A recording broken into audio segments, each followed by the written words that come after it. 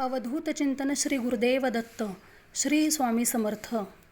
नशिबात जे लिहिले आहे त्याची तक्रार कधीच करू नये. आपण इतके समजदार व्हायचे अजून बाकी आहोत की स्वामींच्या योजना आपण समजू शकू. सेवा चालू ठेवायची आणि एवढंच फक्त लक्षात ठेवायचं की स्वामी आपल्या पाठीशी आहेत. स्वामी म्हणतात, कोणीच कोणाचे नसते. हे जरी खरे असले तरी आपल्या जीवनातील प्रगती समाजामुळेच झालेली असते. त्यामुळे एकमेकांना साथ द्या. स्वामी म्हणतात, आयुष्यात प्रत्येक ठिकाणी व्यवहार पाळायचा नसतो. काही ठिकाणी ऋणानुबंधही जपावे लागतात, कारण व्यवहाराची प्रक्रिया डोक्यातून राबवली जाते. तर ऋणानुबंध जपण्याचा संस्कार हृदयापासून केला जातो.